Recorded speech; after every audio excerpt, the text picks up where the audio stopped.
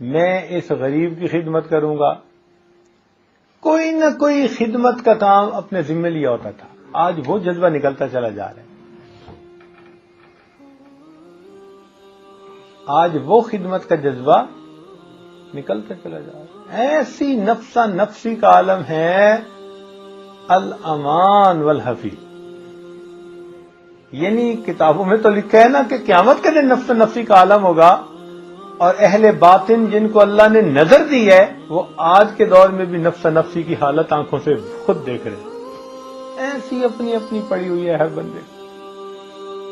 دنیا کے پیچھے ایسے ہم دیوانے ہو کر بھاگے پھر رہے ہیں، ہمیں کسی کی سمجھ ہی نہیں لگتی.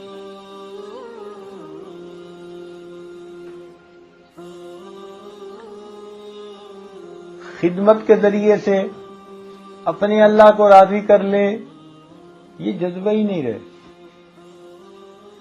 بلکہ اس کوشش میں ہوتے ہیں کہ اگر دوسرے کی جیب میں کچھ پیسے نظر آ جائیں تو ہم اس کو نکالیں کس طرح. اس لیے جو ہمارے جتنا زیادہ قریب ہے وہ اتنا ہی ہم سے زیادہ جو ہے وہ پریشان ہے.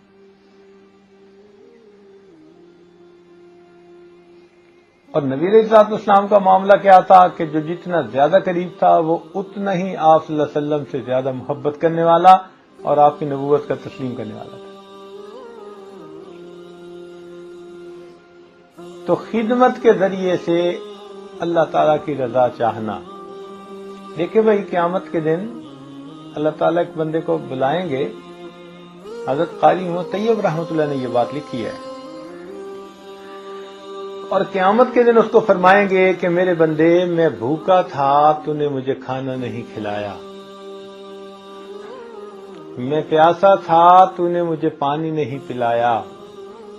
میرے بندے، میں بیمار تھا، تو نے میری عیادت نہیں کی. تو وہ بندہ بڑا حیران ہوگا اور کہے گا، اے اللہ، آپ تو کھانے پینے بیمار ہونے سے بلند و بالا ہیں، آپ کی ذات میں تو تصور بھی نہیں ان چیزوں کا کر سکتے، تو آپ کیسے تھے؟ تو اللہ تعالیٰ فرمائیں گے کہ فلاں موقع پر تیرا پڑوسی بھوکا تھا، اگر تو اسے کھانا کھلاتا ایسا ہی ہوتا جیسے تو نے مجھے کھانا کھلایا تھا. اگر تو اسے پانی پلاتا ایسے ہی ہوتا جیسے تو نے مجھے پانی پلایا. اور اگر تو اس کی عیادت کے لیے جاتا تو ایسا ہی ہوتا جیسے تو نے میری عیادت کی. اب بتائیے کتنی بڑی بات ہے. چنانچہ حدیث پاک میں آتا ہے، ان من اجلال اللہ تعالی ذی الشیبۃ فی الاسلام، کہ جس بندے نے ایمان اسلام کی حالت میں اپنے بالوں کو سفید کر لیا ہو، حدیث پاک اللہ تعالیٰ فرماتے ہیں اس کی عزت کرنا ایسا ہی ہے جیسے کسی نے اللہ رب العزت کا اکرام کیا.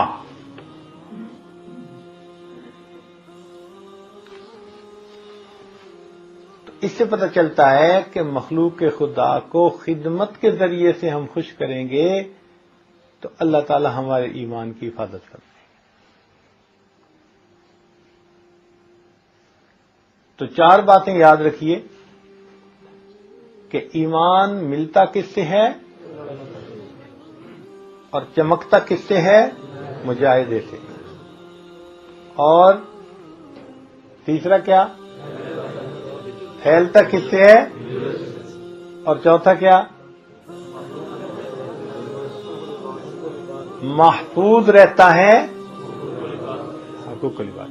جو حقوق العباد کی ادائیگی میں کوتاہی کرے اس کا ایمان مرتے وقت کس میں ہوتا ہے؟ خطرے میں ہوتا ہے. اسی لیے وہ ایک کتاب لکھی ہے ایک ڈاکٹر نے کہ میں نے 100 بندوں کو اپنے سامنے مرتے دیکھا.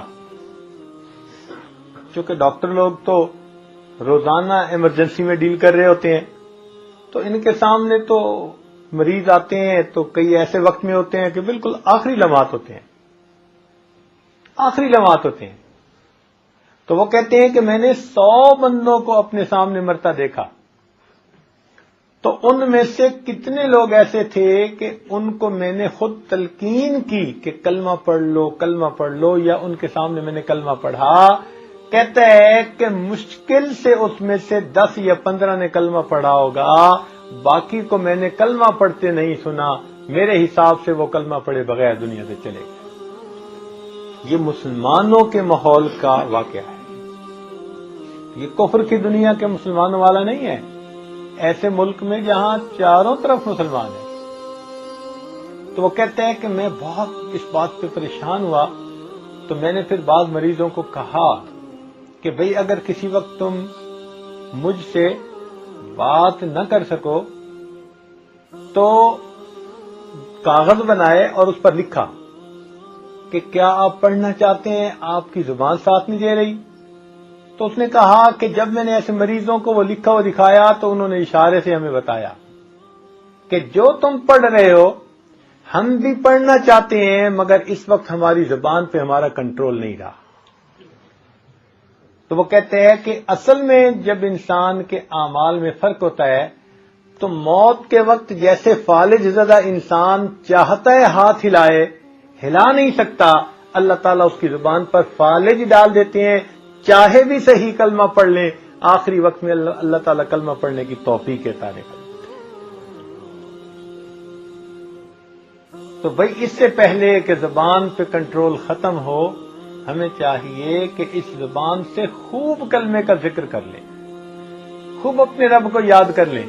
آج اختیار ہے ہمارا، کل موت کے وقت زبان سے یہ اختیار چھین لیا جائے گا.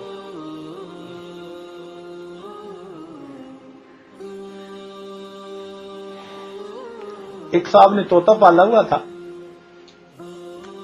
اور اس کو اللہ اللہ کا لفظ سکھایا ہوا تھا. اب وہ طوطا جب اللہ اللہ اللہ اللہ کا لفظ کہتا تو لوگ بڑے جو ہے نا وہ اس پر خوش ہوتے، حیران ہوتے اور دور دور سے دیکھنے کے لیے آتے. اللہ تعالیٰ کی شان کہ ایک مرتبہ وہ طوطا جو پنجرے میں تھا نا تو وہ آدمی پنجرے کا دروازہ بند کرنا بھول گیا، تو بلی صاحبہ بھی کہیں سے آ پہنچی.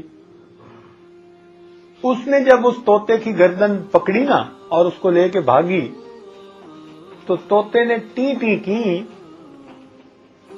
اور اس وقت اس کو پتا چلا کہ میرا طوطا تو میرے ہاتھ سے گیا.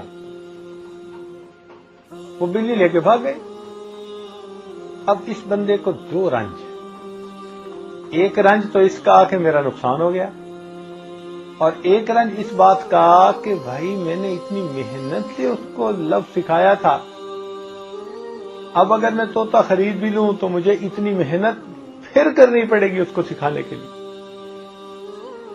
تو یہ بہت زیادہ غمزدہ، بہت زیادہ غمزدہ. چنانچہ ہوا کیا کہ کسی بزرگ سے ملا تو اس نے اپنا واقعہ سنایا، اور واقعہ سناتے ہوئے کہنے لگا کہ جی مجھے ایک بات کی سمجھ نہیں آئی کہ میں نے اپنے طوطے کو اللہ اللہ کا لفظ سکھایا تھا اور وہ اللہ اللہ پڑھا کرتا تھا، لیکن جب بلی اس کو لے کے بھاگی تو اس وقت تو وہ ٹی ٹی کر رہا تھا، تو اللہ اللہ کیوں نہیں کہہ رہا تھا. تو ان بزرگوں نے اس وقت اس کو بات سمجھائی، کہا کہ بھئی دیکھو جب انسان پر موت کی مصیبت آتی ہے تو انسان کی زبان سے وہ نکلتا ہے جو کچھ اس کے دل میں ہوتا ہے. طوطے کی زبان پہ اللہ اللہ تھا لیکن اس کے دل میں ٹی ٹی تھی، اور جب بلی نے گردن دبوچی تو وہ نکلا جو دل میں تھا. تو بھئی اگر ہمارے دل کے اندر دنیا کی ٹی ٹی پڑی ہوئی ہو اور زبان سے ہم جو مرضی نعرے لگاتے پھریں تو موت کے وقت کیا نکلے گا. اسی لیے حضرت شیخ الحدیث رحمۃ اللہ نے بھی ایک جگہ لکھا ہے کہیں کہ کچھ لوگوں کو موت کے وقت جو ہے وہ آخری وہ کلمات انہوں نے کہے جو وہ اکثر کہتے تھے، مثلا اس کا بھاؤ بتاؤ، اس کا بھاؤ بتاؤ. اس قسم کی کوئی منڈی میں کام کرتے تھے اور یہ الفاظ کہتے تھے تو وہی کہنے لگے. بلکہ یہاں پر ایک عجیب واقعہ لکھا ہے کہ انسان جو اکثر عمل کرتا رہتا ہو نا، جو عمل اکثر کرتا رہتا ہو، تو نیم بے ہوشی کی حالت میں بھی وہ عمل خود بخود کرتا رہتا ہے، چونکہ اس کا سسٹم اس کو کرنے کا عادی ہوتا ہے۔ چنانچہ کتابوں میں لکھا ہے کہ ایک بزرگ تھے اور وہ اکثر و بیشتر ہاتھوں کی انگلیوں پہ ذکر کرتے رہتے تھے، ایسے پڑھتے رہتے تھے۔ چنانچہ ایک مرتبہ کسی آپریشن کے سلسلے میں ان کو بے ہوش کر دیا گیا، تو بے ہوشی کی حالت میں بھی ان کی انگلیاں حرکت کرتی تھی۔ میں نے ایک مرتبہ یہ واقعہ کسی کو سنایا تو اس نے اپنے والد کا واقعہ سنایا، کہنے لگا کہ میرے والد کے ساتھ بھی بالکل یہی پیش آیا کہ وہ اکثر تسبیح پڑھتے رہتے تھے، ایسے ہوتے ہیں نا کئی لوگوں کے ہاتھوں میں لمبی تسبیح پڑھتے رہتے ہیں۔ کہنے لگے کہ ہم نے اپنی آنکھوں سے دیکھا کہ میرے والد کو ہسپتال میں بے ہوش کیا گیا اور میرے والد کے ہاتھ اور انگلی اس طرح چل رہی تھی جیسے تسبیح پڑھ رہے ہو۔ تو ڈاکٹر نے اس وقت ہمیں بھی یہی کہا کہ چونکہ اس کا دماغ سگنل دیتے اتنا عادی بن چکا ہے کہ جب یہ انکانشیس ہو گیا پھر بھی وہ سگنل مل رہا ہے اور ہاتھ ہل رہے ہیں۔ تو یہاں سے پتہ چلتا ہے کہ جو حضرات لا الہ الا اللہ کا ذکر روزانہ ہزاروں دفعہ کرتے ہیں، تو کرتے کرتے پھر ایک وہ کیفیت آ جاتی ہے کہ جب ایسے بندے کو موت کے حالات میں سے بھی گزرنا پڑے، اللہ تعالیٰ زبان پہ کلمے کو جاری فرما دیتے ہیں۔ اس لیے ایمان بچتا ہے حقوق العباد کی، اور بھئی ایمان اگر بچ گیا نا تو جنت میں داخلہ ایک نہ ایک دن ہو کے رہے گا، یہ پکی بات ہے۔ ایمان بچ گیا تو کیا ہوگا؟ جنت میں داخلہ ایک نہ ایک دن ہو کر رہے گا۔ اسی لیے اللہ تعالیٰ ارشاد فرماتے ہیں وَكَانَ بِالْمُؤْمِنِينَ رَحِيمًا، اور اللہ تعالیٰ قیامت کے دن ایمان والوں کے ساتھ بڑا ہی رحیم ہوگا، رحمت کرنے والا ہوگا۔ حضرت قاری طیب رحمۃ اللہ نے ایک عجیب بات لکھی ہے، خطبات حکیم الاسلام میں پڑھی۔ وہ فرماتے ہیں کہ قیامت کے دن اللہ تعالیٰ کی رحمت کا اتنا ظہور ہوگا ایمان والوں کے لیے، اتنا ظہور ہوگا کہ ایک وقت ایسا آئے گا کہ شیطان بھی سر اٹھا کر دیکھے گا اور اس کو بھی امید لگے گی کہ شاید آج مجھے بھی بخش دیا جائے گا، شاید مجھے بھی بخش دیا جائے۔ پھر انہوں نے ایک دو واقعات بھی لکھے ہیں عجیب و غریب کہ اللہ تعالیٰ کی رحمت کیسے بہانے ڈھونڈے گی۔ جب افسر نے کوئی کام کرنا ہوتا ہے نا، فیور کرنی ہوتی ہے، تو وہ پھر کوئی نہ کوئی لاجک نکال لیتا ہے، بہانہ ڈھونڈ لیتا ہے، اس کو یوں کر دو، اس کو یوں کر دو، اور وہ کام نکال دیتا ہے۔ اسی طرح اللہ رب العزت قیامت کے دن جب ارادہ فرما لیں گے کہ ایمان والوں کو میں نے نکال دیں، تو پھر اس کے لیے بہانے بھی ڈھونڈ لیں گے۔ کیسے کیسے بہانے ہوں گے؟ چنانچہ التذکرہ ایک کتاب ہے، اس میں یہ واقعہ لکھا گیا کہ ایک لڑکا کھڑا ہوگا اور اس کو اللہ تعالیٰ فرمائیں گے کہ تو نے اپنے والد کی نافرمانی کیوں کی، اس کی بات کیوں نہیں مانتا تھا؟ تو وہ بڑا نادم ہوگا، شرمندہ ہوگا اور اس کو احساس ہوگا۔ تو اس کو یہ بات کرنے کے بعد پھر اللہ تعالیٰ اس کے والد کو بلائیں گے اور اس کے والد کا حساب کتاب لیں گے۔ تو والد کی زندگی بھی ہوگی جیسے عامیانہ زندگی ہوتی ہے، تو چونکہ اس کے گناہ زیادہ ہوں گے، نیکیاں تھوڑی ہوں گی، تو اللہ تعالیٰ والد کو حکم دیں گے کہ بھئی چلو جہنم میں۔ جب جہنم کا فیصلہ کر دیں گے نا، تو بچے کو سرزنش تو پہلے ہو چکی ہوگی، وہ فوراً کہہ اٹھے گا اے اللہ میری بھی نیکیاں ہیں تو تھوڑی اور گناہ زیادہ ہیں، لیکن آپ نے میرے والد کو جہنم میں جانے کا حکم دیا، اب میری نیکیاں ان کو دے دیجئے اور مجھے ہی میرا اور ان کا دونوں کا دگنا عذاب دے دیجئے۔ اس کی اس بات پر کرنے پر اللہ تعالیٰ مسکرائیں گے اور فرمائیں گے اچھا آج تجھے اتنا خیال آ گیا، اپنے والد کا ہاتھ پکڑ لے اور تم دونوں جنت میں چلے جاؤ۔ اور ایک واقعہ اسی طرح اور کتابوں میں لکھا ہے کہ ایک نیکی پر بندہ جنت میں جائے گا۔ ایک نیکی پر بندہ کیا ہوگا؟ کس پر جنت میں جائے گا؟ ایک نیکی پر۔ وہ کیسے ہوگا؟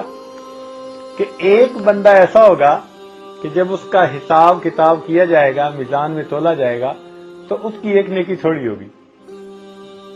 وہ کہے گا یا اللہ آپ اجازت دیں تو میں ایک نیکی کسی سے لے لوں۔ اللہ تعالیٰ فرمائیں گے ٹھیک ہے۔ اب وہ سارے لوگوں سے سوال کرے گا اور کہے گا بھئی مجھے ایک نیکی دے دو، کوئی بھی نہیں دے گا، کوئی ایک بھی اس کو ایک نیکی دینے کے لیے تیار نہیں ہوگا۔ تو وہ بڑا ہی مایوس ہوگا کہ ایک نیکی بھی دینے پہ مجھے کوئی تیار نہیں۔ تو جب وہ مایوس ہو کے واپس آئے گا نا، تو ایک بندہ ایسا ہوگا کہ جس کے نام اعمال میں صرف ایک ہی نیکی لکھی ہوگی، صرف ایک نیکی لکھی ہوگی۔ تو وہ بندہ جب دیکھے گا کہ اس کو تو کہیں سے کچھ نہ ملا، تو وہ اس کو کہے گا کہ اچھا میری تو ہے ہی ایک نیکی، میں نے تو جانا ہی ہے جہنم میں نیکی تمہیں دیتا ہوں تاکہ تم جنت میں چلے جاؤ۔ اور وہ آدمی اپنی نیکی اس کو دینے کا وعدہ کر لے گا، اللہ تعالیٰ دونوں کی گفتگو سنے گا، فرمائے گا اچھا تم دونوں ہاتھ پکڑو اور دونوں جنت میں چلے جاؤ۔ تو علماء نے لکھا کہ ایک نیکی پر اللہ تعالیٰ کی طرف سے جنت مل جائے گی، ایک نیکی پر۔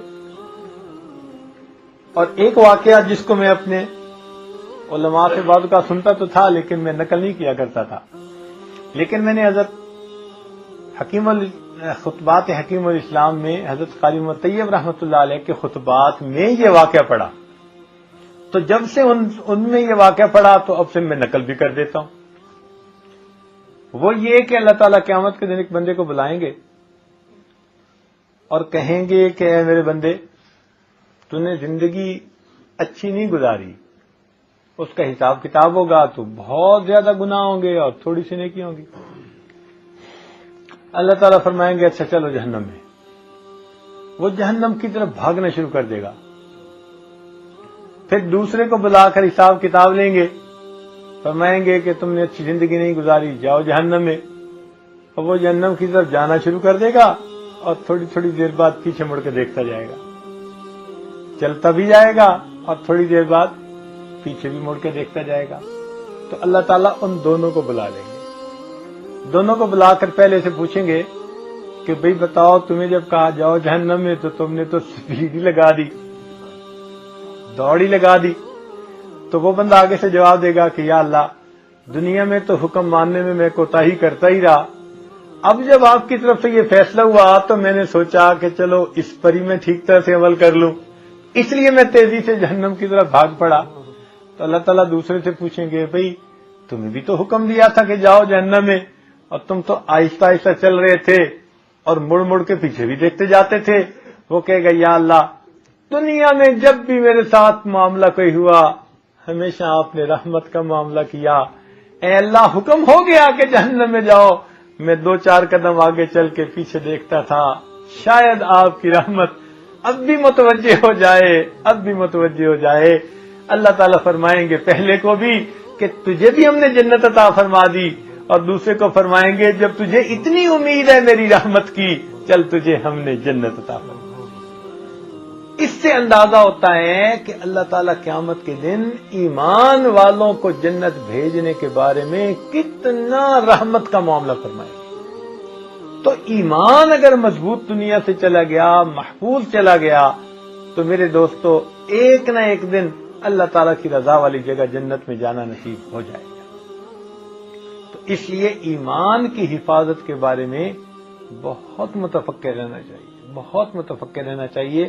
اللہ رب العزت ہمارے ایمان کو سلامت رکھے اور دنیا کے فتنوں سے ہمیں بچائے۔ حدیث پاک میں آتا ہے کہ قرب قیامت کے فتنوں میں سے ایک یہ ہے، نبی الاسلام نے فرمایا تو دیکھے گا کہ صبح ایک آدمی اٹھے گا ایمان والا ہوگا، جب شام سونے کے لیے بستر پہ جائے گا ایمان سے خالی ہوگا۔ ہم آج اس دور میں زندگی گزار رہے ہیں.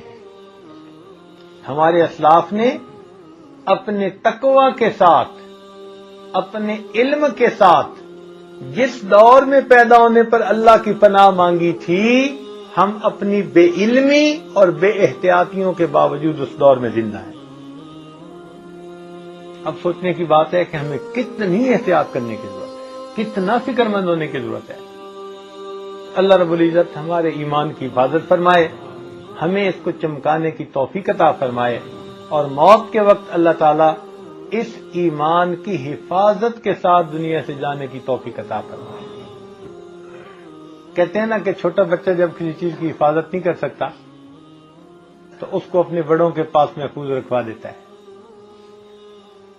تو آدمی کو بھی چاہیے کہ وہ بھی یوں ہی اللہ تعالیٰ سے دعا مانگے کہ اللہ میں کمزور ہوں، میں اس کی حفاظت نہیں کر پاؤں گا، میں اسے آپ کے پاس محفوظ رکھواتا ہوں، جب میرا دنیا سے جانے کا وقت ہو اللہ مجھے ایمان کی حفاظت کے ساتھ جانے دینا، توفیق عطا فرما دینا. تو جب اس طرح ہم فکر مند ہوں گے تو اللہ تعالیٰ کی طرف سے رحمت کا معاملہ ہوگا. اس لیے ایک ایمان والے کی اتنی اللہ تعالیٰ کی اہمیت ہے کہ جب تک وہ زندہ ہوگا اس وقت تک قیامت نہیں آئے گی. لا تقوم الساعة حتى يقال في الارض اللہ اللہ. ایک بھی دنیا میں اللہ اللہ کہنے والا جب تک ہوگا اللہ تعالیٰ قیامت قائم نہیں فرمائیں گے. اس سے ایمان کی اہمیت کا اندازہ لگا لینا چاہیے. تو اللہ تعالیٰ ہمیں اس قیمتی امانت کی حفاظت کی توفیق عطا فرمائے، اور اللہ تعالیٰ قیامت کے دن ہمیں ایمان والوں کے زمرے میں کھڑا فرمائے اور اپنی پسندیدہ جگہ جنت عطا فرما دے. آخر دعوانا ان الحمدللہ رب العالمین. تھوڑی دیر کے لیے مراقبہ کر لیجیے، آنکھوں کو بند کر لیجیے، سر کو جھکا لیجیے. دنیا اور جو کچھ دنیا میں ہے اس سے ہٹ کٹ کے اللہ تعالیٰ کی یاد میں ڈوب جائیے.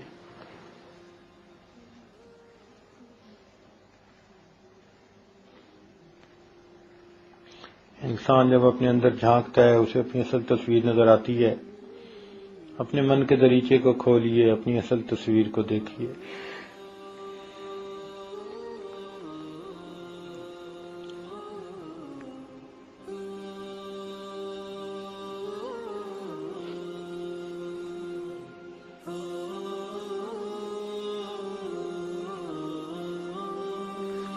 لا الہ الا اللہ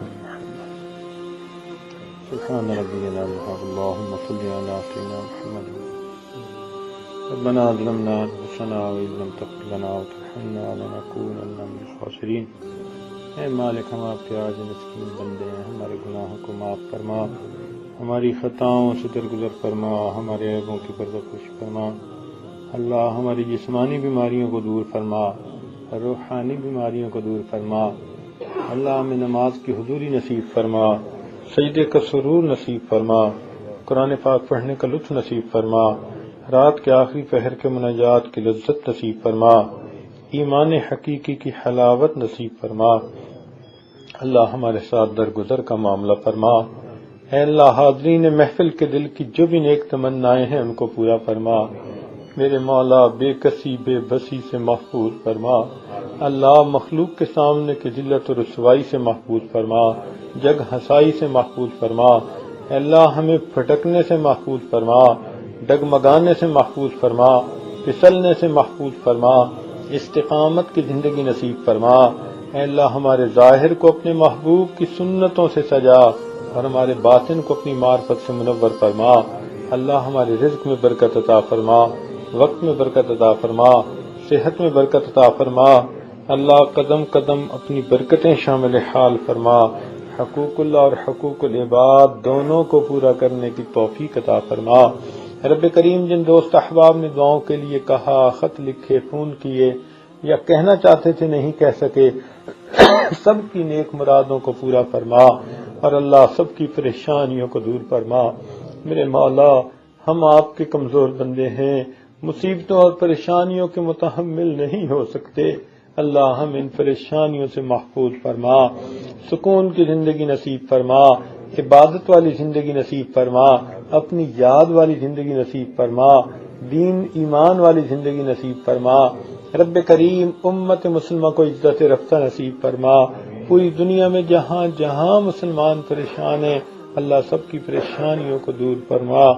رب کریم اس ادارے کو دن دگنی رات چوگنی ترقی نصیب فرما۔